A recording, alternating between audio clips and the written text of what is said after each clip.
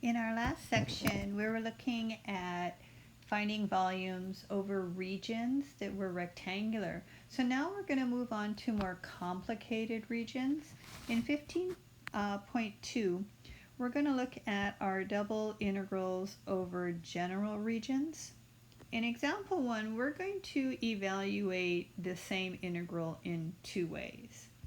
Let's look at the first double integral. So our outer integral is with respect to x. Limits of integration are 0 to 2. The inner integral is with respect to y. So we're going to look at limit of integration as being x plus 1 and 0. Notice that there's a variable in the limits of integration. It's not constant, which means that this is not a rectangular region. Okay? So if I were to integrate with respect to y first, my outer integral stays the same, 0 to 2. The inner integral with respect to y would give me x squared times y, evaluated for y from x plus 1 to 0. So remember, these are values we're putting into our y since we're integrating with respect to y. And then that's dx. So 0 to 2, antiderivative, or the integral here would be x squared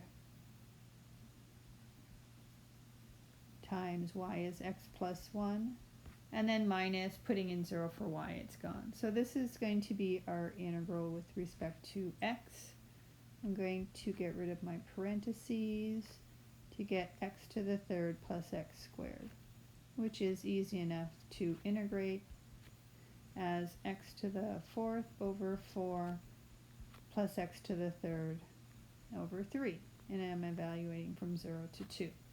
So putting in 2, it looks like I have 4 plus 8/3, or 20 over 3. Great. So let's see what happens when we change the order. Now I'm going to integrate with respect to x first, and then y. Outer integral remains the same. The inner integral becomes x to the third over 3. And I'm evaluating this from 0 to 2 with a dy. Okay, it looks like that's just 8/3. But I still have to integrate with respect to y. I have 8/3 y evaluated from 0 to x plus 1, which gives me 8/3 times x plus 1. Notice that these are not equal, right? So let's think about what we just did. Whenever we do multiple integrals, what we're doing at each step is we're eliminating a variable. Notice in this first integral, I was integrating with respect to y. After I evaluated that integral, my integrand only had x in it.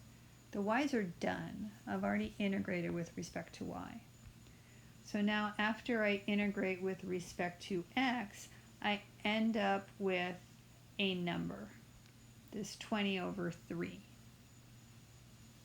because I got rid of the x, and I'm left with a number.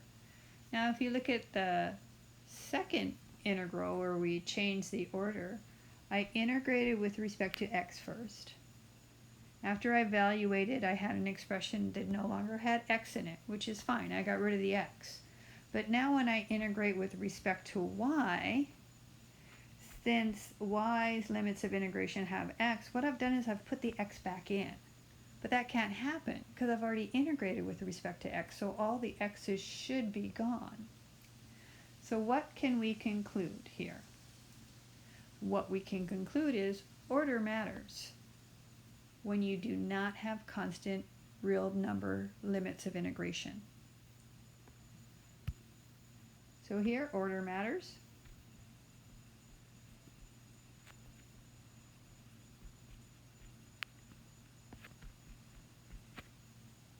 And you have to end with constant limits.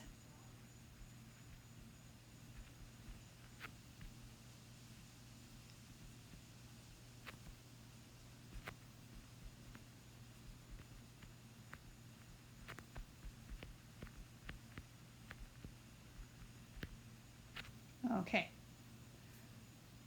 So just make sure when you set up your double integrals that the last thing you do is constant limits of integration. So here are the two general types of regions that you're going to have in this section.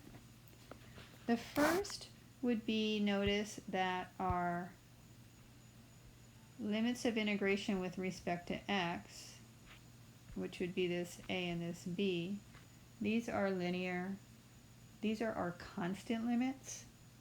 But notice that my limits of integration with respect to y, these are curves, right?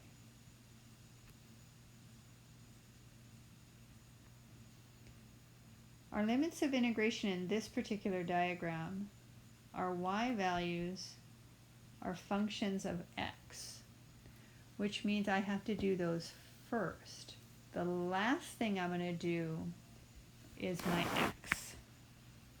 Now in this other diagram, my constant limits of integration are with respect to y. In this particular diagram, the x is written as a function of y, which means I'm going to integrate with respect to x first, and then the last thing I do is integrate with respect to y.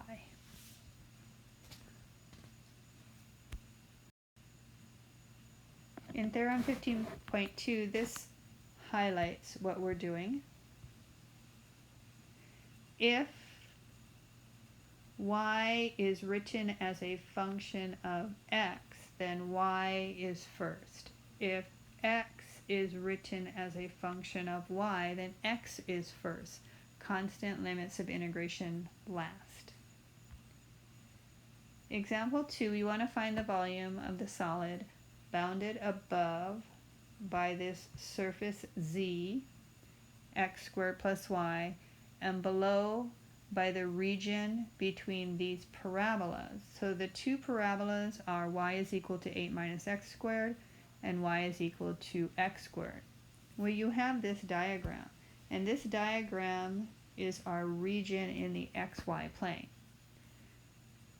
So this surface z, this is our integrand, and we are trying to find a volume, which tells me I'm going to set up a double integral.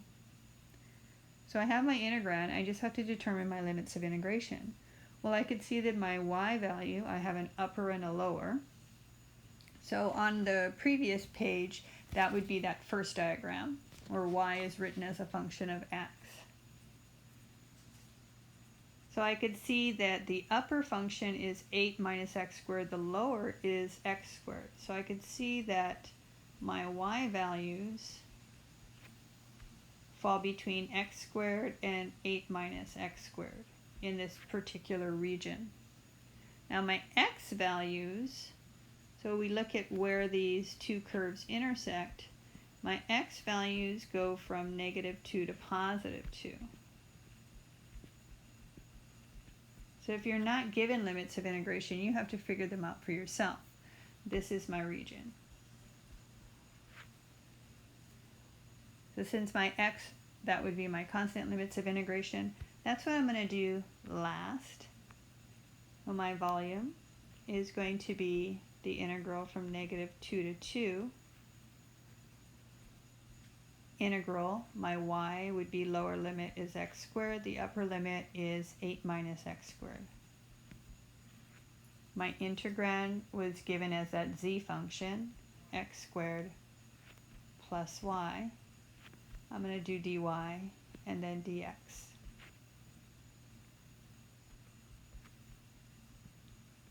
Okay. So x squared plus y, integrating with respect to y, gives me x squared y plus y squared over 2. This is going to be pretty hideous when I plug it in for y. So in this case, I would probably work this off to the side. This is going to be x squared,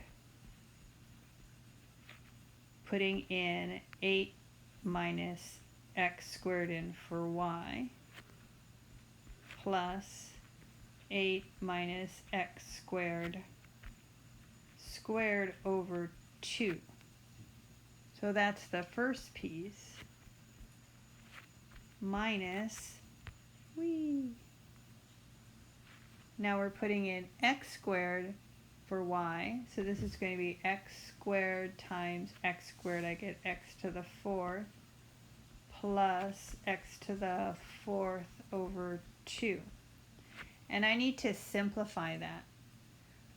When I simplified that, and I'm not going to go through all the algebra, I got that this was going to be equal to 32 minus 2x to the 4th. Okay, so you could just verify that for me. Now putting that back into my integral, I have the integral, negative 2 to 2. This is now 32 minus 2x to the 4th.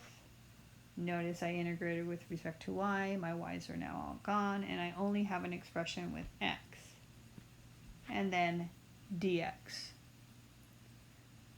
So this is 32x minus 2x to the 5th over 5.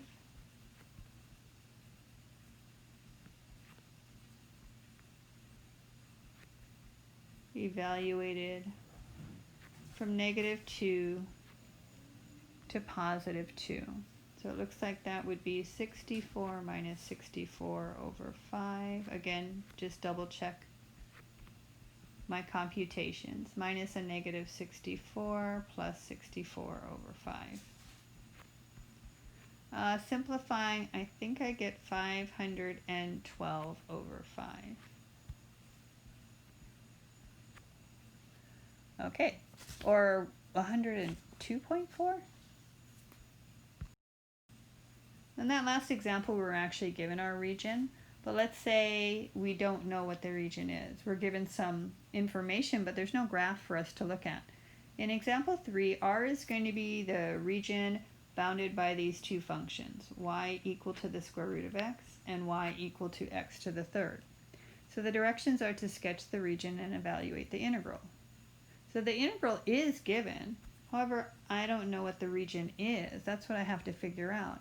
And then I have to figure out, am I going to integrate with respect to x first or with respect to y? So we're going to follow the directions and we're going to sketch our region. Again, this is just a sketch so that we can understand if we're going to integrate with respect to x or with respect to y. So y equal to the square root of x kind of looks like this. And this is not to scale. Now y equal to the cube root, or the x to the 3rd, is going to go up and down. So we're supposed to find the region bounded by these two functions, which means the region between these two functions. And the region between these two functions is this small region in the first quadrant. So what it looks like is it looks like the upper function is square root of x, y equal to the square root of x, and the lower function is x to the 3rd. So x to the 3rd is the lower piece, and y goes between x to the 3rd and the square root of x. So now we have to figure out what the corresponding x values are. So we're integrating from 0 to whatever that intersection is. Now I can see that it's 1, just because I can tell by looking at the graph. But if you don't know, what you would do is you would just set these two equal to each other, and you would solve for x. So I would square both sides to get x to the 6 equal to x, just to get rid of that square root. Now remember, you don't want to divide by x, so this is all just algebra. What you want to do is you want to set this equal to 0, because if you divide by x, you'll lose a solution. And factor. Once you have this completely factored, you set each factor equal to the 0. And solving, you get x is equal to 0, x is equal to 1, which is exactly what I thought it would be. My x values go from 0 to 1. So now I know how to set up my integral. I want to do y first, because that has variable limits of integration, and x last, because those are my constant limits of integration. Which means my integral is going to be outer 0 to 1. The inner goes from x to the 3rd, square root of x, and the integrand that I was given was 4xy minus y to the 3rd. I'm going to integrate with respect to y first, and then x. This would be equal to the integral from 0 to 1 of 4xy squared over 2 becomes 2x y squared minus y to the 4th over 4 x to the 3rd square root of x are my limits of integration, and then dx. So this one's not too bad because my limits of integration are single terms. My last one, I had like an 8 minus x squared. I had a whole bunch of stuff that expanded out to something really large, but this is not so bad. I'm just going to leave it here. And this becomes, if I put in the square root of x for y, I get 2x squared minus x squared over 4 minus, if I put in x to the 3rd for y, this becomes 2x to the 7 minus x to the 12 over 4. So again, that's not that bad. Let's see, combine all my terms. In this first parenthesis, I have x squared and x squared that I can combine to 7x squared over 4.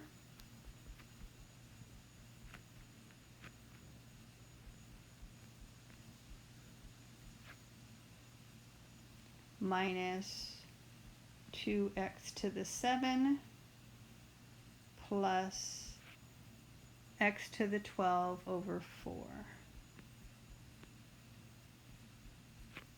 dx. All right, that's doable. I get 7x to the 3rd over 12 minus 2x to the 8 over 8 becomes x to the 8 over 4 plus x to the 13 over 4 times 13, which would be 52.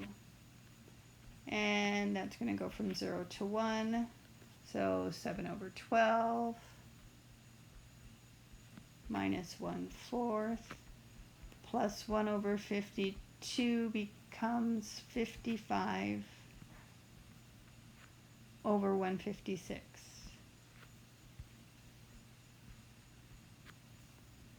All right, let's try another example. In example 4, our region is given as the triangle with the following vertices, 0, 3, 2, 1, and 4, 3. So we want to evaluate this integral. Again, I have a problem because I don't know what my region is, so I can't figure out my limits of integration. The first thing I want to do is look at this region that I was given, which is a triangle. And it looks like I have 0, 3, so 1, 2, 3. I'm just going to sketch this. let's see, 1, 2, 1. And this is kind of not to scale. I'm horrible at hand drawing stuff. The other one is 4, 3, 1, 2, 3, 4. 3 would be up here. Okay, I'm going to try a different color. Here's my triangle. Let me label these points. So this would be 2, 1 at the bottom, 4, 3. This point was 0, 3.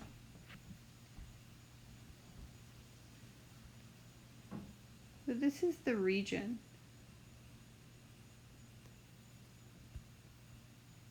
It's going to determine my limits of integration. All right, well, if I look at this region, I can kind of see this as maybe this outer piece minus the inner piece. When I look at that, I'm thinking that maybe my x can be written in terms of a function of y. And then my values here, this line here at the top, this would be y equal to 3. And then this bottom piece, that is y equal to 1. Looks like my y values can be my constant limits of integration and my x values can be variable. But how do I figure out what the equation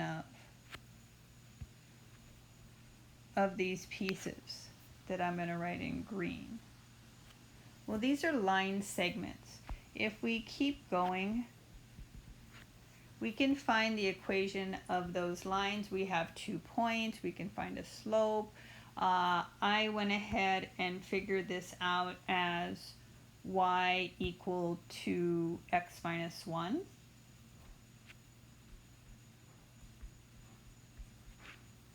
And then when we look at the other line that passes through the point 0, 3 and 2, 1, and we figure out the equation of that line, it should be y equal to negative x plus 3.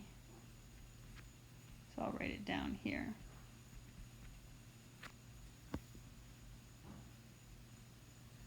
And now I know that my y values are going from 1 to 3. So that means my x values have to be written as a function of y. So I'm going to take this y equal to x minus 1 and just solve the equation for x to get x equal to y plus 1. And then y equal to negative x plus 3 becomes x equal to 3 minus y.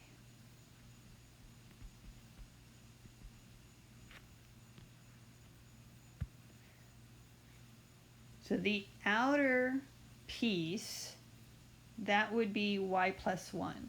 So it's always outer minus inner when you're dealing with x being a function of y. So the lower, or the inner, is 3 minus y. So that's x is between 3 minus y and y plus 1. A little bit tricky if you're not given your region and you have to figure out the region on your own. All right, so when I evaluate this integral, I am going to integrate with respect to x first, since it's a function of y, and then y last, because those are my constant limits of integration. And my integral is going to go from 1 to 3. Inner integral is going to be lower limit 3 minus y. Upper limit is y plus 1. The integrand is given as 2x plus y. And this would be a dx dy. All right, so 1 to 3 stays the same. 2x plus y, integrating with respect respect to x becomes 2x squared over 2, which would be x squared, plus xy. I'm evaluating that from 3 minus y plus 1, and then I'll integrate with respect to y.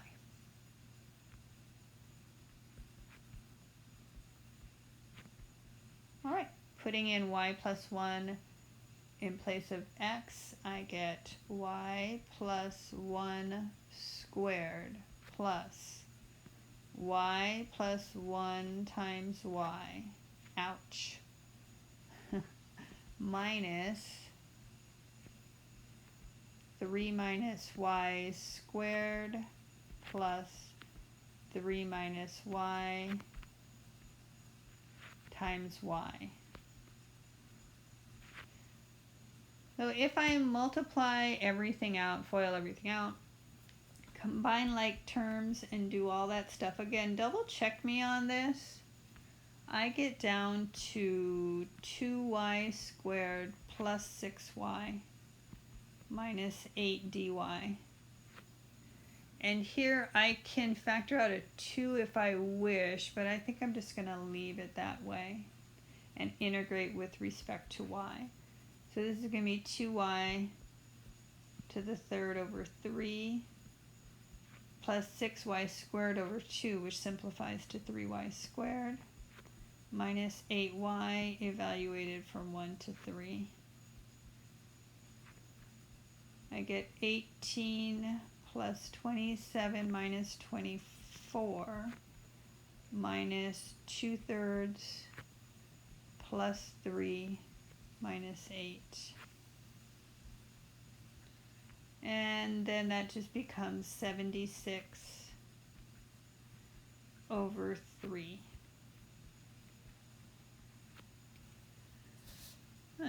Let's try something else. Well, here I have an integral, double integral. It's given to me. Limits of integration are given to me.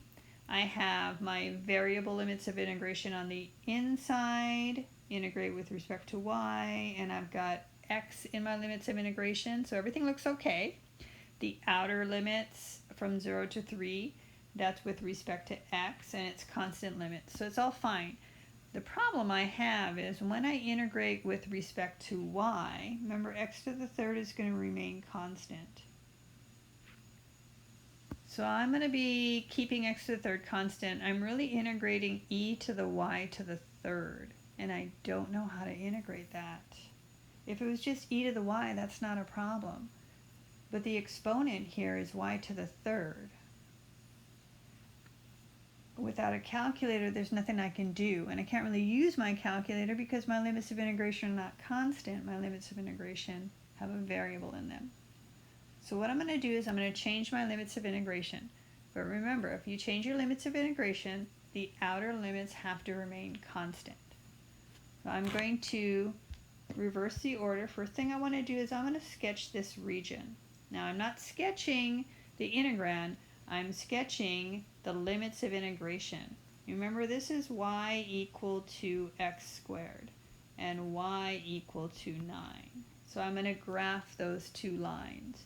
And then I have from x is equal to 0 to x is equal to 3.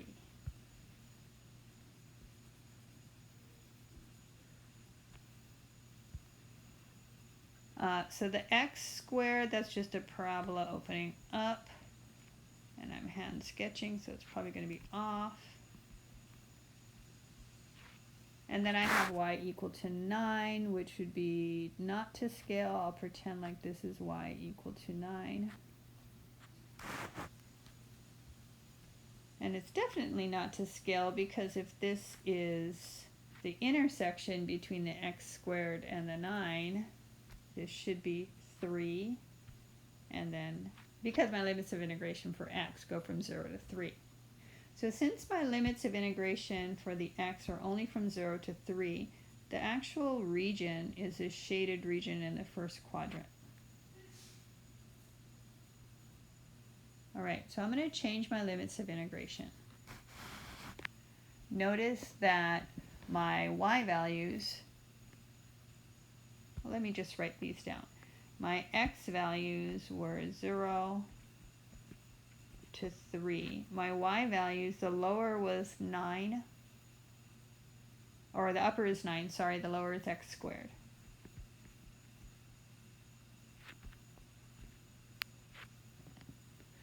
So I need to take y is equal to x squared and solve it for x. Square root both sides. I have a plus minus square root of y is equal to x. Well, notice that in this region, the x values are always positive. So this is my region. So I'm going to choose x equal to the square root, the positive square root of y. Okay. So that's going to be this curve here. This becomes x equal to the square root of y. So that would be the outer function, right? Well, what is the inner function? The inner function is this vertical line. It's x equal to 0. So now my x values are going to go from 0 to the square root of y. My y values would go from 0 to the y value here of 9. So I've changed my limits of integration, so now my inner function is integration with respect to x, where x is a function of y. My outer limits of integration would be integrating with respect to y. The limits of integration for y are constant. So these would be my new limits of integration. So yes, you can change the order when you have variables in your limits of integration, but you always have to solve for the other variable and change so that the constant limits are still at the end. My integral is now 0 to 9 on the outside, 0 to the square root of y on the inside. The integrand is still the same. It's still x to the third, e to the y to the third. But now I'm going to integrate with respect to x first and then y. So you see what that did for me is I can ignore the e to the y to the third. I'm treating that as if it were a constant, and I'm only integrating with respect to x. So I'm going to go ahead and take the e to the y to the third out because it's a constant. Remember, I'm not taking it out to the front of all the integrals, just to the front of that inner integral from 0 to the square root of y. Now x to the third becomes x to the fourth over 4. I'm evaluating this from 0 to the square root of y, and then I have a dy on the outside. Plugging in the square root of y for x, this becomes y squared over 4 minus, when I put in 0 for x, that term's done. So this is going to be 0 to 9, e to the y to the third times y squared over 4. I'm going to go ahead and clean this up a bit. I'm going to pull that 1/4 out into the front and write this as y squared, I like the y squared in the front, e to the y to the third, oops, and this 0 to 9. And this would be dy. So I integrated with respect to x first, got rid of all the x's. Now I just have an expression with only y. I know how to integrate here. I'm going to do a substitution on the exponent y to the third because I know the derivative is going to be 3y squared, and I could see that the y squared should cancel. So now I'm going to let u equal to y to the third. So that du is equal to 3y squared dy. Or in other words, du over 3y squared is equal to dy. I'm also going to change my limits of integration. If x is equal to 9, that would be our upper limit, then u is equal to 9 to the third is 729. If x is equal to 0, then u is equal to 0.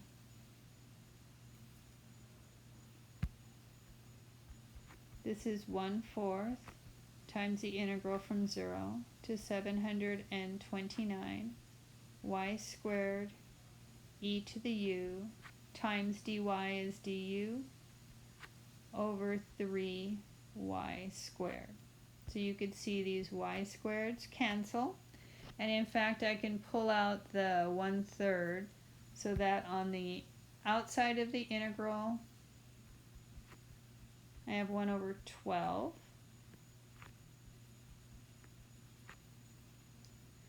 This becomes e to the u du. Now I can integrate because everything is written in terms of u, even the limits of integration. Integral is going to be e to the u.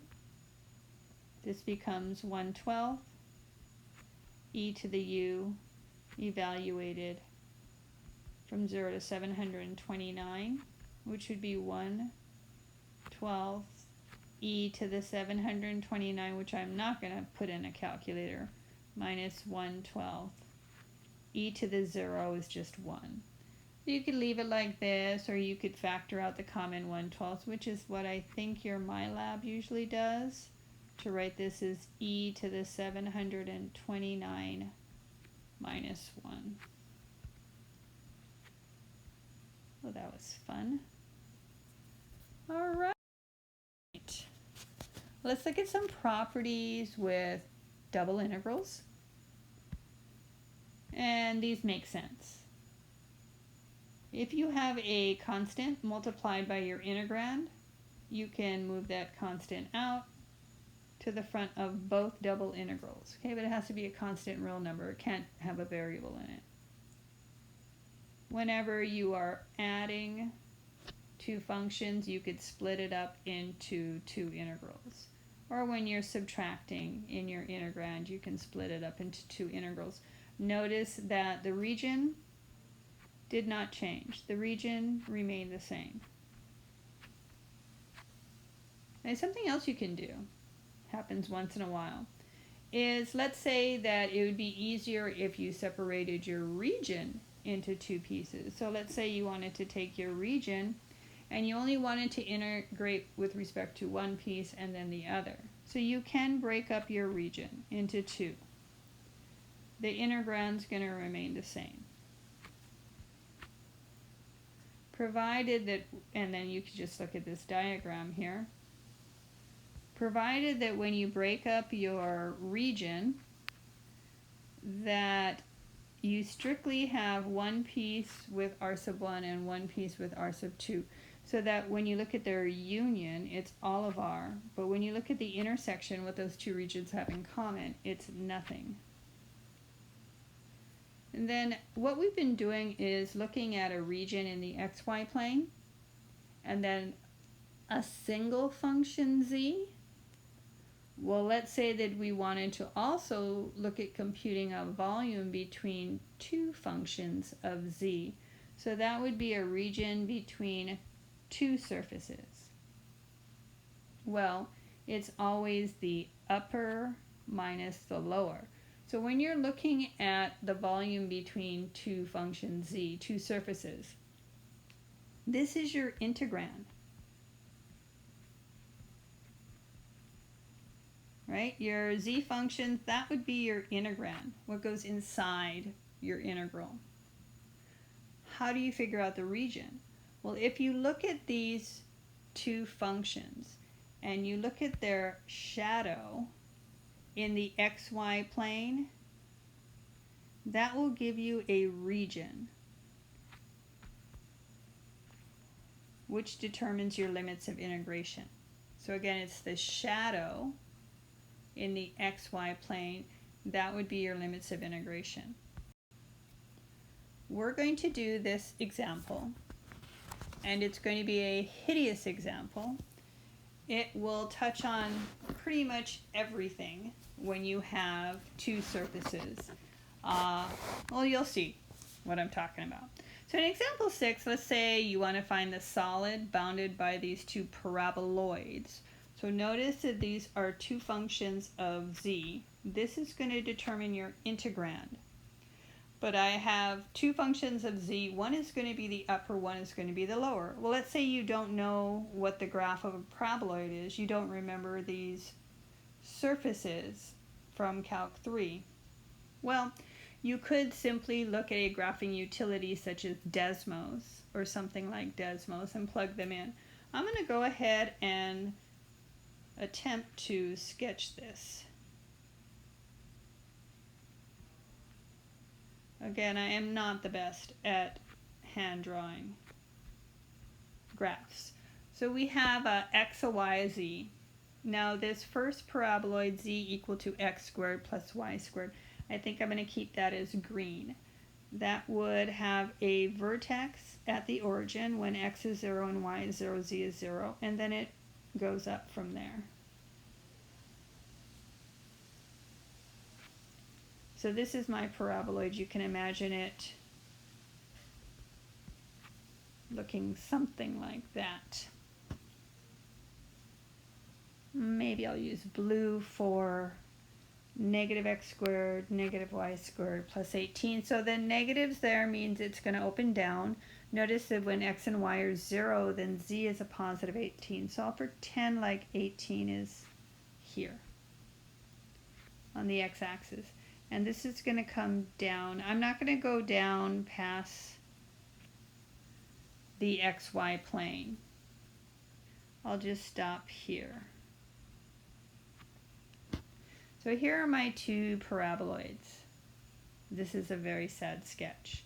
Notice that where they intersect, what I have is I have this volume. Oh, that's a horrible graph. So where they intersect, this volume in red, this is going to give me some region in the xy plane. I just have to figure out what that is so that I can figure out my limits of integration. But I also need to know what my integrand is. So I have to determine which is my upper z surface and which is my lower z surface. Now, when we look at this graph in blue, that would be the upper, right? So that would be z equal to negative x squared minus y squared plus 18. The lower piece here, where these two intersect, that would be the z equal to x squared plus y squared, which means my integrand is going to be the negative x squared minus y squared plus 18 minus the x squared plus y squared function. So it's upper minus lower. And that's going to determine my integrand. What about the limits of integration? Okay, so the limits of integration I'm going to get by looking at the region in the xy plane. So I think I'm going to resketch just this region so I can determine my limits of integration. What is this shape? Well, where do these two paraboloids intersect? Where they intersect is that shape. So all I have to do is set x squared plus y squared equal to negative x squared minus y squared plus 18. I have to just set these equal to each other and solve.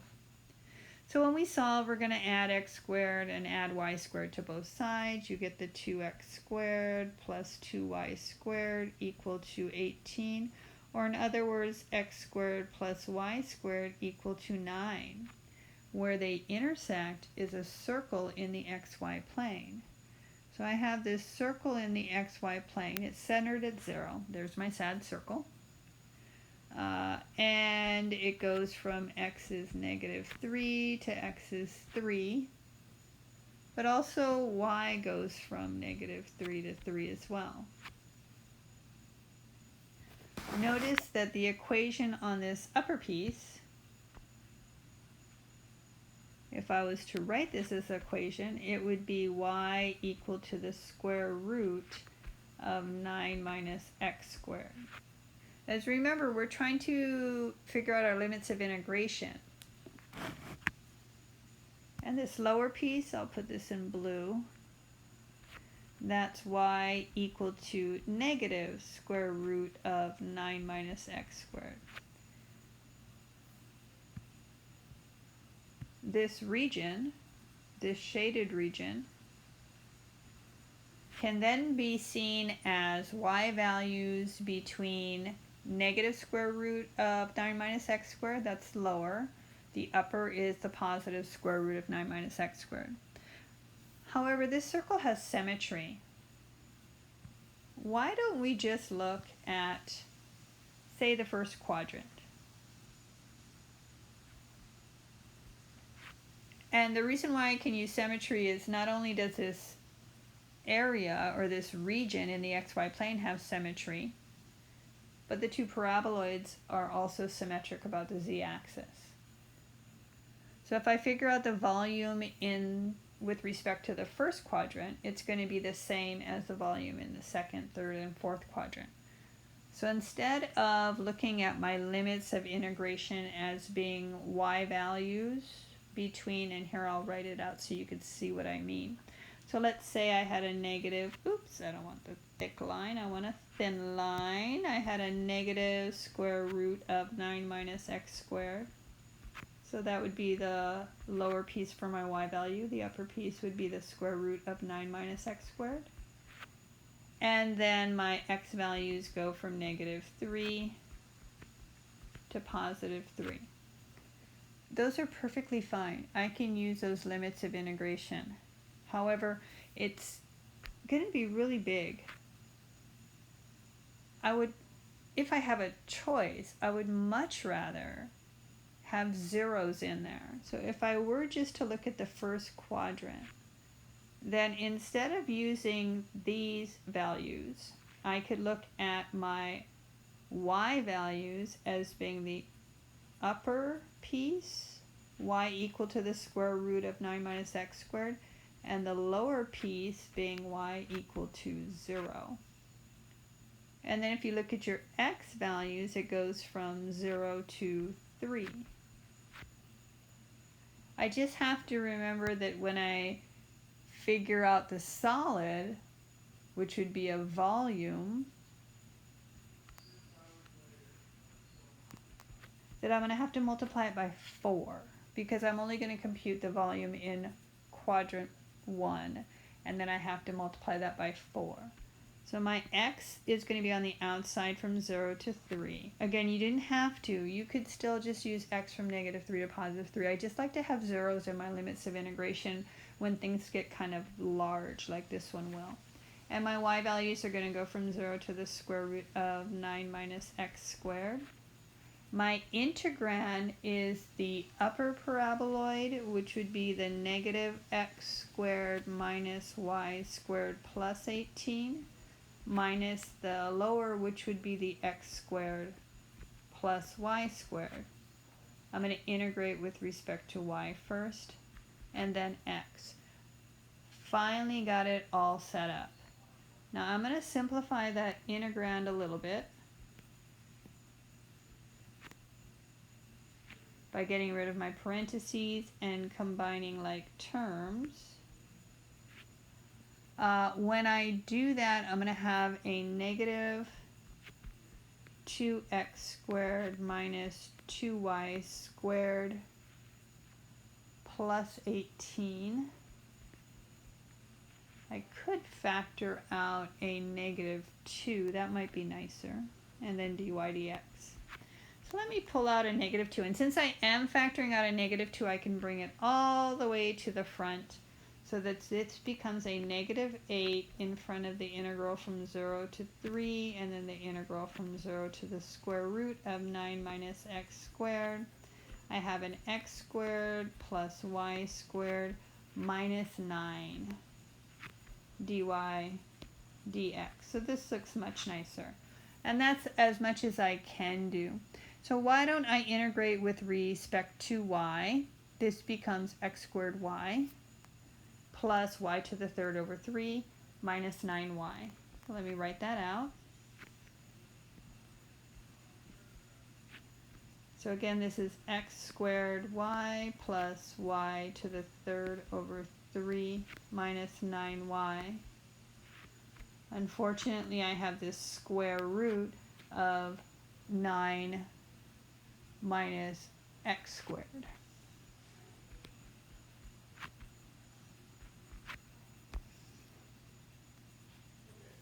All right. Now, after I substitute that in, and I think instead of keeping it as a square root, I'm going to write it to the 1/2 power. I'm going to end up with x squared times 9 minus x squared to the 1/2. Oh, this is going to be really bad. Plus 9 minus x squared. And since it's cubed, it's going to be to the 3/2 over 3 minus 9 times 9 minus x squared to the 1/2. If I put in 0, they all go away.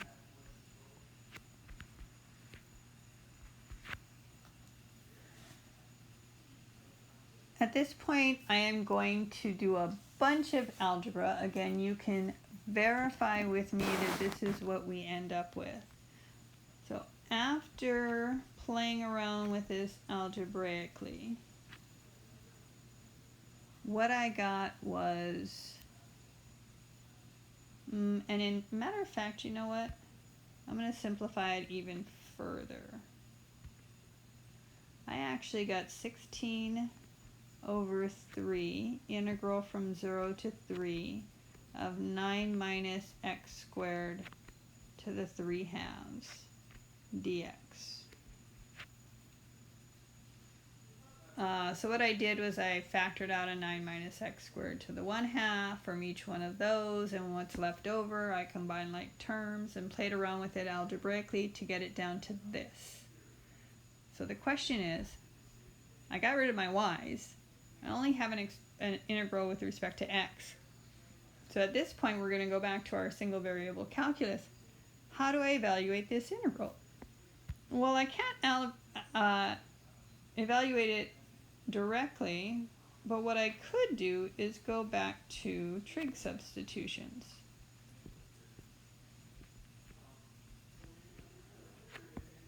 Notice that the 9 is like a 3 squared. So if I had a 3 squared minus an x squared, what I could try is a trig substitution where I substitute for x 3 sine theta. I'm going to rewrite this on the next page since we don't have enough space to finish this off. So remember, this was 16 over 3, the integral from 0 to 3, 9 minus x squared to the 3/2 dx. My trig substitution is going to be, maybe I'll put it underneath. So I'm going to let x equal 3 sine theta. Remember, the strategy here is to replace what's in the parentheses, the 9 minus x squared, because it's 2 terms and it's raised to the 3/2 powers, can't evaluate it. So I want to replace the 9 minus x squared with a single term. So if I replace the x squared, that's 9 sine squared theta. And if I simply minus or take 9 minus that from both sides, this is 9 minus 9 sine squared theta, which then becomes 9 cosine squared theta. And that was our goal here.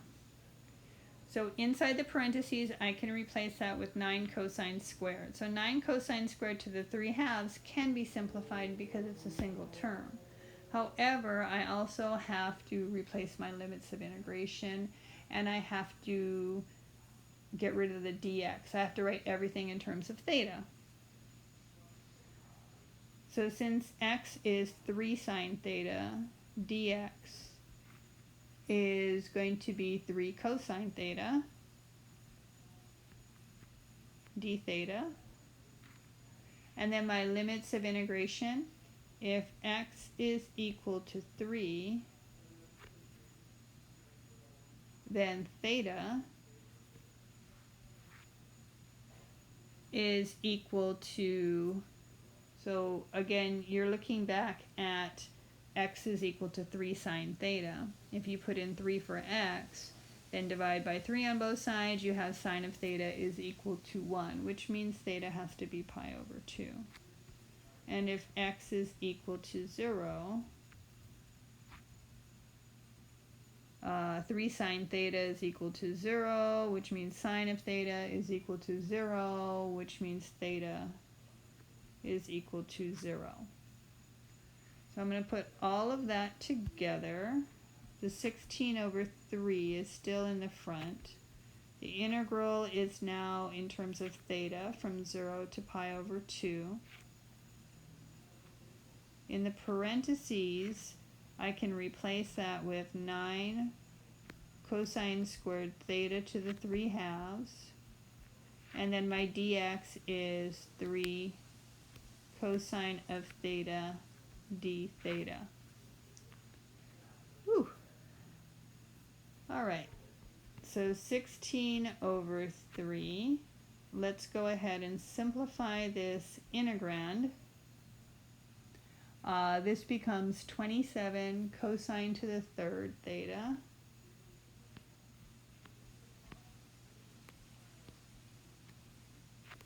times 3 cosine theta d theta. And I could see that the 3's cancel. If I bring out the 27, 16 times 27 is going to be 432.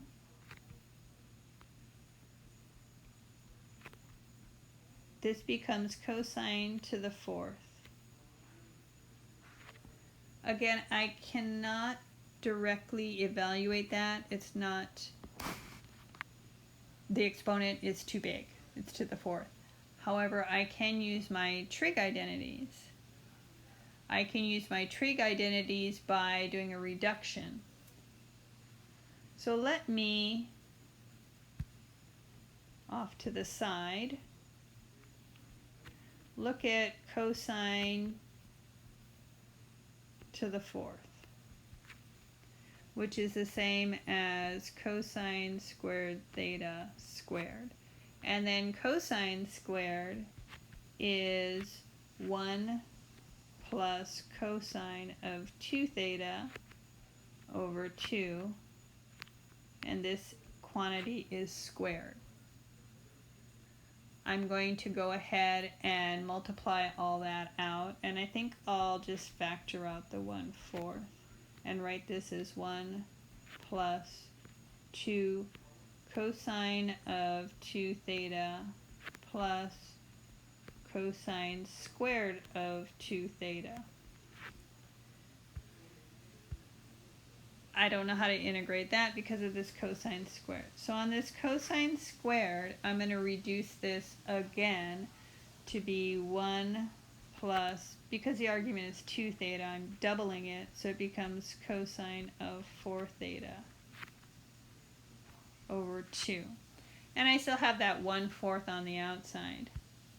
Now after playing around with all of this and combining like terms, I have 3 over 8 plus 1/2 cosine of 2 theta, again, double check me on this, plus 1/8 cosine of 4 theta.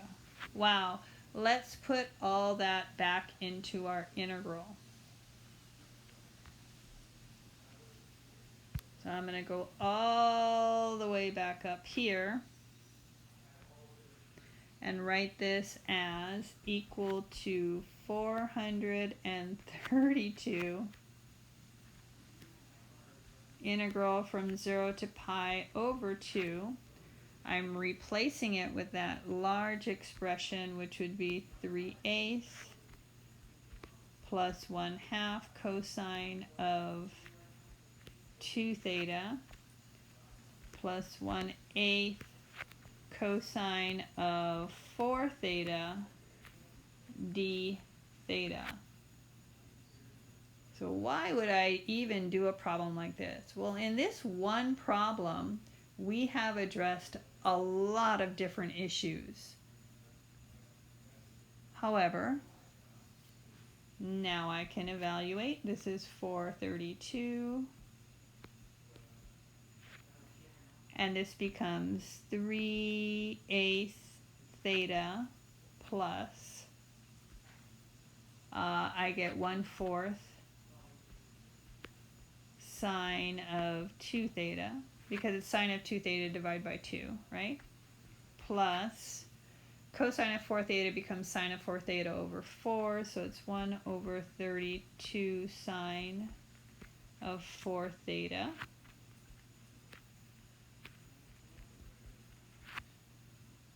And this is actually nice, because when I put in pi over 2 for theta,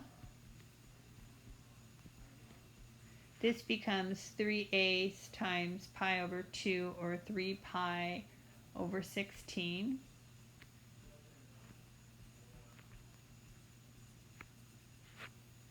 Now putting in pi over 2 for theta in the expressions with sine is going to give me sine of pi, which is 0, and sine of 2 pi, which is 0. And then if I put in 0 for theta, I just get 0. I'm actually pretty much done. This simplifies to 81 pi. Wow, that was fun. Let's look at this last example. We've been using our double integrals to compute volume, but you can also use double integrals to compute areas. And the strategy here when you're computing areas using a double integral is to have the integrand just be 1. Remember, our integrand was always that z function, that surface. So let's go ahead and look at this diagram. Notice that if our z function is simply 1, oh, I don't want to have a big one, a thin one. If our z function is simply 1, remember that's a height. That corresponds to a height of 1 of this volume. Okay?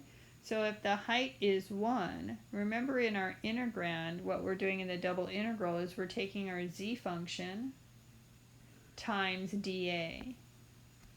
So the dA would just be this region in the xy plane. So 1 times this area is just the area. So when you want to find an area using double integrals, all you have to do is put in 1 for the integrand.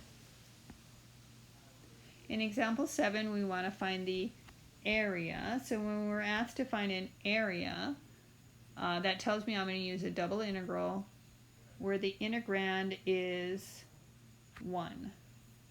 So find the area of the region bounded by y is equal to x squared and the line y is equal to x plus 6. So my first strategy is to always graph the region so I can determine my limits of integration. If y is equal to x squared, I'll do that in blue, then that's simply a parabola, vertex at the origin, opening upward. And the line y plus 6, this is definitely not to scale. I'm going to do this in green. Or x plus 6, sorry. When we look at the region between them, we just have to figure out where they intersect to determine, limits of integration. Sorry. So if I did set them equal to each other, x squared equal to x plus 6, and then set that equal to 0, what I have is a quadratic equation that factors into x minus 3x plus 2. So it looks like x is equal to 3 and x is equal to negative 2 would be where these intersect, and that actually makes sense with my graph. So I found the x values as going from negative 2 to 3, and my y values, that would be an upper function minus a lower function, where the upper function is actually the x plus 6. So my x values are going to go from negative 2 to 3.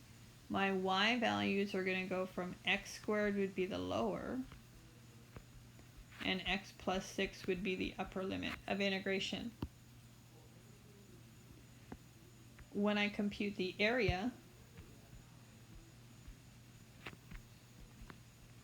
I'm going to use my x last because it's constant, and then the y will be first. My integrand is simply 1 dy dx. Notice that you could have also used single variable calculus, upper minus lower, and limits of integration from negative 2 to 3. Alright, so since the integrand is 1, it becomes simply y.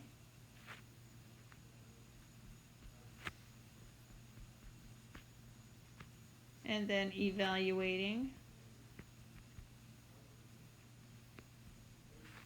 I have x plus 6 minus x squared. Oops, erase.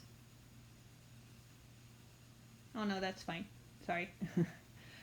Now, if you were working with single variable calculus, this is where you would start in single variable calculus. So actually, it's easier if you use what you had from single variable calculus, as we wouldn't have had to set up the double integral or do anything like that. You would have still had to sketch the region to set up the integral in the first place. So let's go ahead and evaluate this. This just becomes x squared over 2 plus 6x minus x to the third over 3, evaluated from negative 2 to 3. Let's see, I have 9 over 2 plus 18 minus 9, minus 2 minus 12 plus 8/3, I think. So 125 over 6. Now this was easier using single variable calculus. However, you can also use multivariable calculus to compute areas, which was the whole point of that exercise. Okay, that's it for 15.2.